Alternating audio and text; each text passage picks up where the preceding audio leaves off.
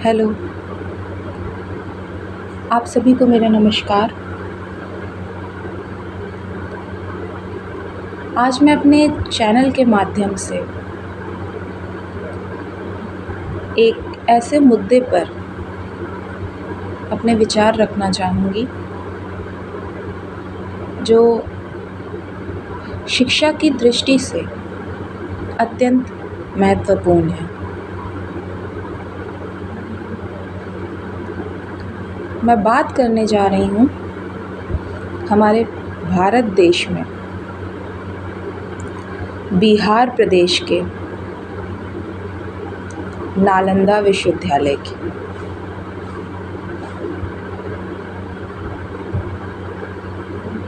तो चलिए शुरू करते हैं नालंदा विश्वविद्यालय के बारे में कुछ जानने की, कुछ समझने की।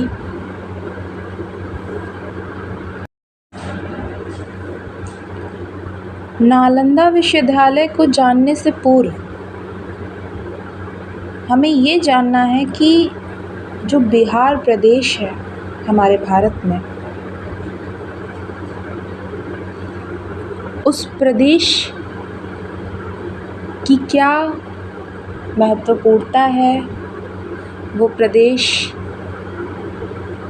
असलियत में है क्या। तो अगर हम बात करें प्राचीन काल में,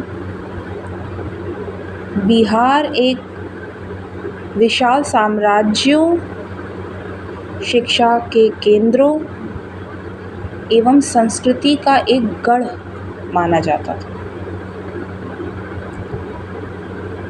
बिहार का जो नाम का जो प्रादुर्भाव बौद्ध सन्यासियों के ठहरने के स्थान विहार शब्द से हुआ था।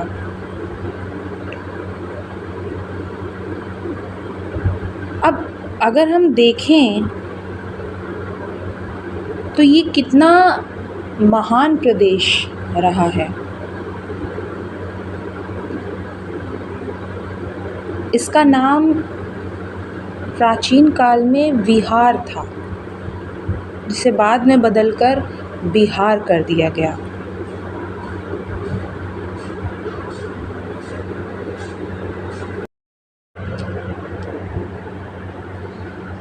अगर बात करें नालंदा विश्वविद्यालय के पीछे की कहानी पर, तो विश्वविद्यालय को अंतर्राष्ट्रीय ख्याति प्राप्त हुई।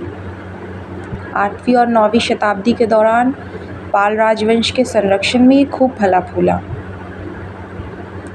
नालंदा विश्वविद्यालय में कई विषय पढ़ाए जाते थे, जैसे चिकित्सा, आयुर्वेद, बौद्ध धर्म, गणित, व्याकरण, खगोल विज्ञान और भारतीय दर्शन। बात करें अगर इसके इतिहास की, तो कहानी शुरू होती है 1200 साल पहले। खुदाई में मिले जो अवशेष थे, उससे पता चलता है कि नालंदा में बुद्ध महावीर के समय से पहले भी इंसान हुआ करती थी।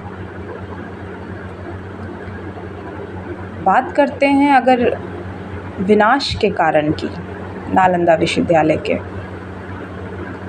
तो कोई शासक थे एक, उन्होंने नालंदा विश्वविद्यालय में आग लगवा दी थी।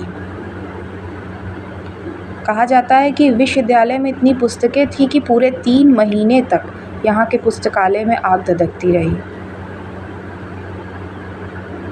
अनेक धर्माचार्य और बौद्ध भिक्षु मार डाले गए। उत्तर भारत में बौद्धों द्वारा शासित कुछ क्षेत्रों पर कब्जा कर लिया गया था। आप समझ सकते हैं कि क्या हुआ होगा उस दौरान।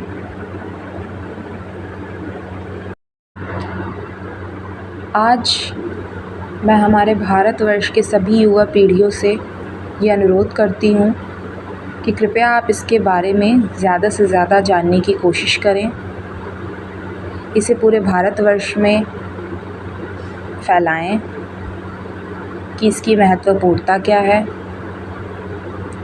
ताकि आने वाली जो हमारी पीढ़ी है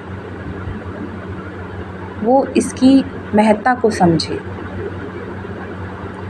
और हमारे माननीय प्रधानमंत्री जी जिस तरह से इसके विकास के लिए जो कार्य कर रहे हैं वो भी सराहनीय है,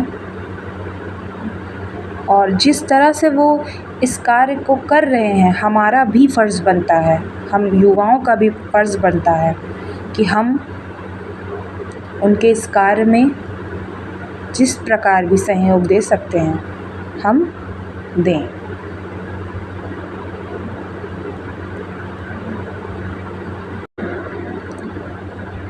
और मुझे पूरा यकीन है कि हमारी युवा पीढ़ी इन चीज़ों को समझेगी और आगे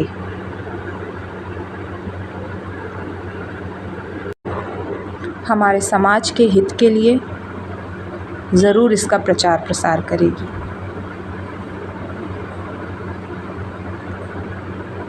मुझे सुनने के लिए आप सबका बहुत बहुत धन्यवाद।